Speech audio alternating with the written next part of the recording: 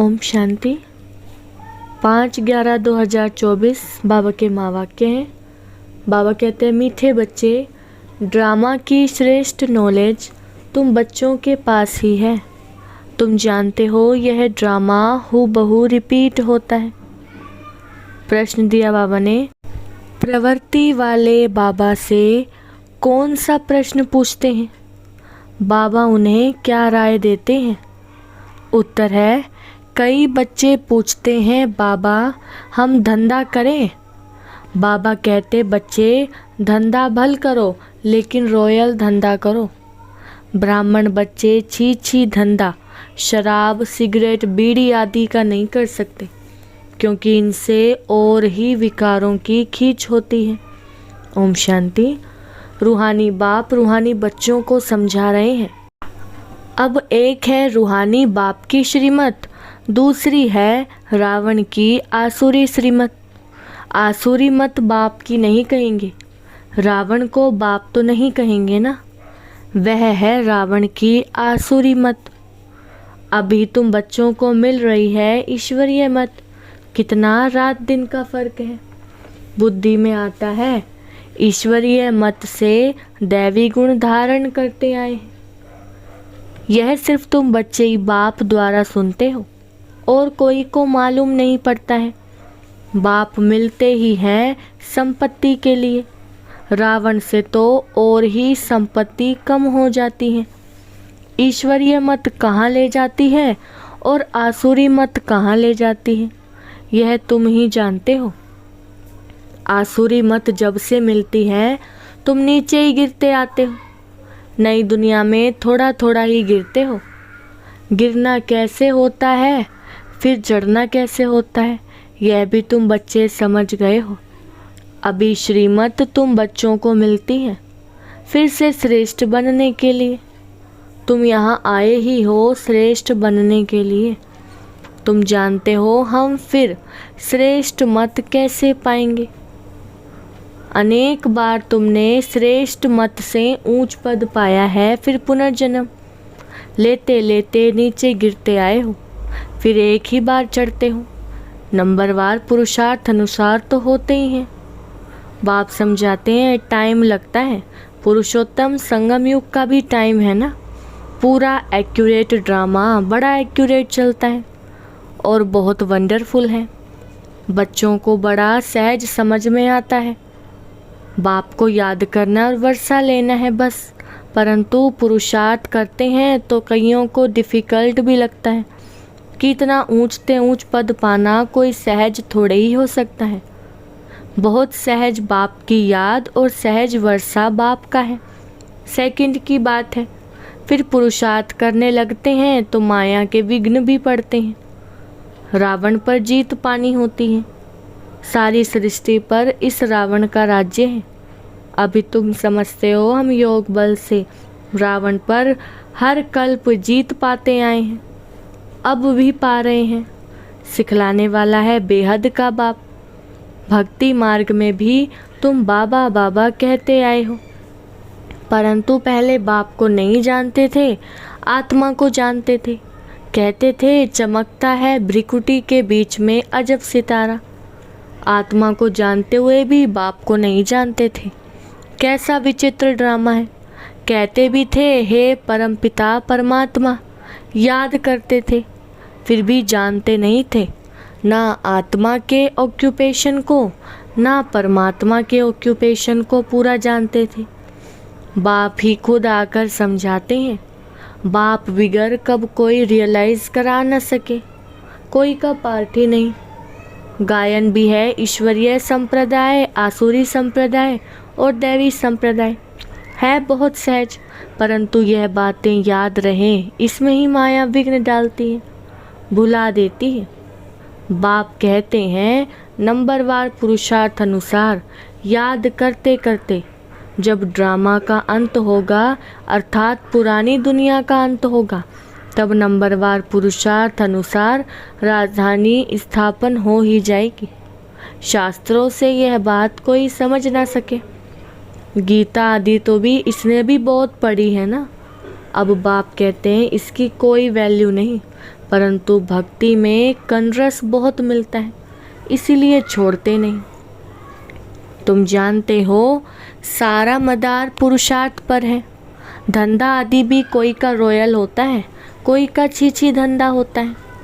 शराब, बीड़ी, सिगरेट आदि बेचते हैं, ये धंधा तो बहुत खराब है। शराब सब विकारों को खींचती है, किसको शराबी बनाना यह धंधा अच्छा नहीं। बाप राय देंगे युक्ति से यह धंधा चेंज कर लो, नहीं तो ऊंच पद पा नहीं सकेंगे। बाप समझाते हैं इन सब धंधों में है नुकसान, बिगर अविनाशी ज्ञान रत्नों के धंधे के। भल ज्वारात का धंधा करते थे, परंतु फायदा तो नहीं हुआ ना, करके लखपति बने। इस धंधे से क्या बनते हैं? बाबा पत्रों में भी हमेशा लिखते हैं, पद्मा पदम भाग्यशाली, सो भी 21 जन्मों के लिए बनते। तुम भी समझते हो, बाबा कहते बिल्कुल ठीक है। हम सो यह देवी देवता थे, फिर चक्र लगाते लगाते नीचे आते हैं। सृष्टि के आदि मध्य अंत को भी जान गए हो। नॉलेज तो बाप द्वारा मिली है, परंतु फिर दैवी गुण भी धारण करने हैं। अपनी जांच करनी है, हमारे में कोई आसुरी गुण तो नहीं है। यह बाबा भी जानते हैं। हमने अपना यह शरीर रूपी मकान किराए पर दिया है। यह मकान है ना, इसमें आत्मा रहती है। हमको बहुत फकुर रहता है, भगवान को हमने किराए पर मकान दिया है, ड्रामा प्लान अनुसार, और कोई मकान उनको लेना ही नहीं है। कल्प कल्प यह मकान ही लेना पड़ता है। इनको तो खुशी होती है ना, परंतु फिर हंगामा भी कितना मचा। यह बाबा हंसी कुड़ी में कब बाबा को कहते हैं, बाबा आपका रथ बना तो हमको इतनी गाली खानी पड़ती है।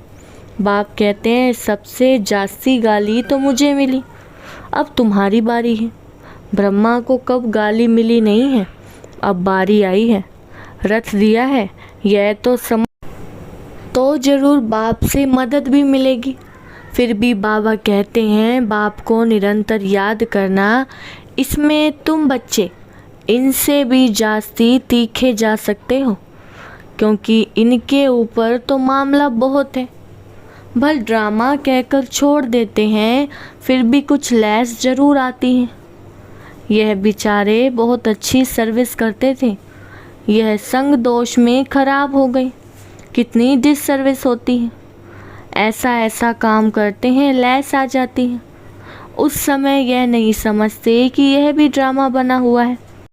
यह फिर बाद में ख्याल आता है, यह तो ड्रामा में नूंद है ना। माया अवस्था को बिगाड़ देती है तो बहुत डिससर्विस हो जाती है। कितना अबलाओं आदि पर अत्याचार हो जाते हैं। यहाँ तो खुद के बच्चे ही कितनी डिससर्विस करते हैं, उल्टा सुल्टा बोलने लग पड़ते हैं। अभी तुम बच्चे जानते हो बाप क्या सुनाते हैं, कोई शास्त्र आदि नहीं सुनाते हैं। अभी हम श्रीमत पर कितना श्रेष्ठ बनते हैं, आसुरी मत से कितना भ्रष्ट बने हैं। टाइम लगता है ना, माया की युद्ध चलती रहेगी। अभी तुम्हारी विजय तो जरूर होनी है, यह तुम समझते हो। शांतिधाम सुखधाम पर हमारी विजय है ही। कल्प कल्प हम विजय पाते आए हैं। इस पुरुषोत्तम संगम युग पर ही स्थापना और विनाश होता है। यह सारी डिटेल तुम बच्चों की बुद्धि में है। बरोबर बाप हमारे द्वारा स्थापना करा रहे हैं, फिर हम ही राज्य करेंगे। बाबा को थैंक्स भी नहीं देंगे।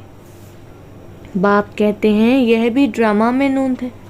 मैं भी इस ड्रामा के अंदर पार्टधारी हूँ। ड्रामा में सबका पार्ट नूंदा हुआ है। शिव बाबा का भी पार्ट है, हमारा भी पार्ट है। थैंक्स देने की बात नहीं। शिव बाबा कहते हैं मैं तुमको श्रीमत दे रास्ता बताता हूँ, और कोई बता न सके।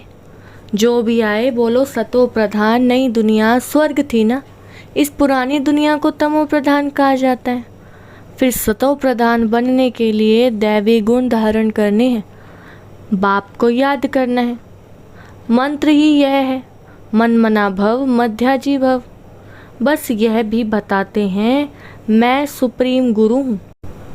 तुम बच्चे अभी याद की यात्रा से सारी सृष्टि को सदगति में पहुँचाते हो। जगत गुरु एक शिव बाबा है जो तुमको भी श्रीमत देते हैं। तुम जानते हो हर 5000 वर्ष बाद हमको यह श्रीमत मिली है। चक्र फिरता रहता है। आज पुरानी दुनिया है, कल नई दुनिया होगी। इस चक्र को भी समझना बहुत सहज है, परंतु यह भी याद रहे जो कोई को समझा सके, यह भी भूल जाते हैं। कोई गिरते हैं तो फिर ज्ञान आदि सारा खत्म हो जाता है। कला काया माया ले लेती है, सब कला निकाल कला रहित कर देती है। विकार में ऐसे फंस जाते हैं, बात मत पूछो।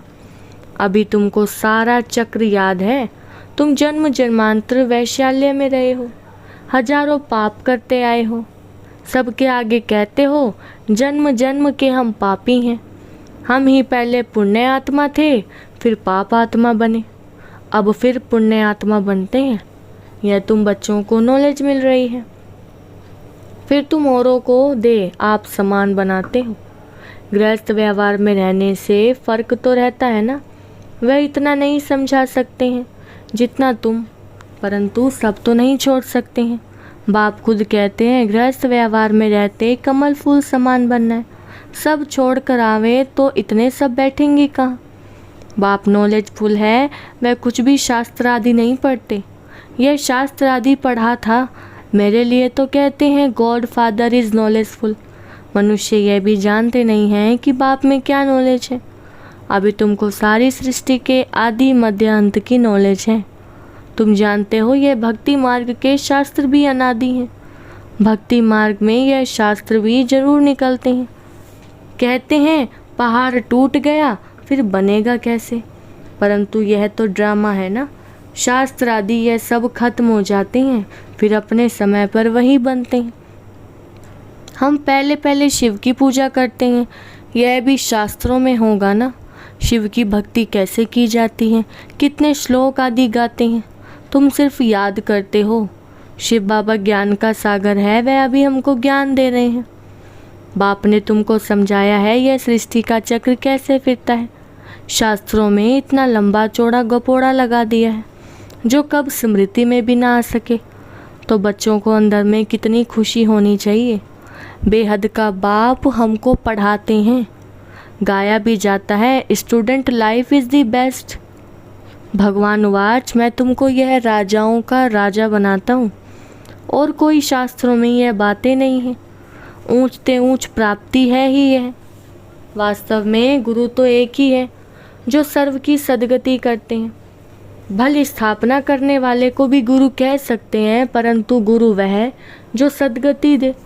यह तो अपने पिछाड़ी सबको पार्ट में ले आते हैं।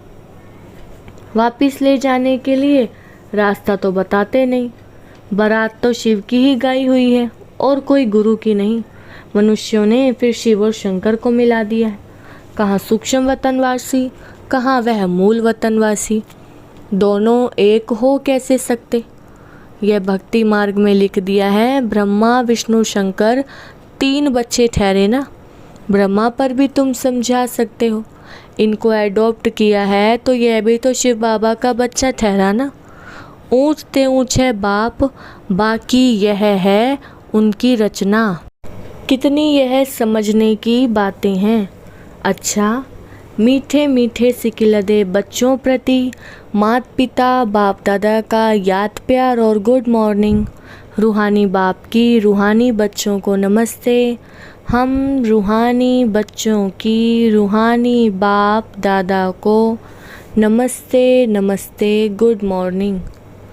धारणा के लिए मुख्य सार फर्स्ट पॉइंट है अविनाशी ज्ञान रत्नों का धंधा कर 21 जन्मों के लिए पद्मा पदम भाग्यशाली बनना है। अपनी जांच करनी है, हमारे में कोई आसुरी गुण तो नहीं है। हम ऐसा कोई धंधा तो नहीं करते जिससे विकारों की उत्पत्ति हो। दूसरा पॉइंट है याद की यात्रा में रह सारी सृष्टि को सद्गति में पहुंचाना है। एक सतगुरु बाप के श्रीमत पर चल आप समान बनाने की सेवा करनी है। ध्यान रहे माया कभी कला रहित ना बना दे। वरदान दिया बाबा ने। बुराई में भी अच्छाई का अनुभव करने वाले निश्चय बुद्धि बेफिक्र बादशाह भव। वरदान का विस्तार है।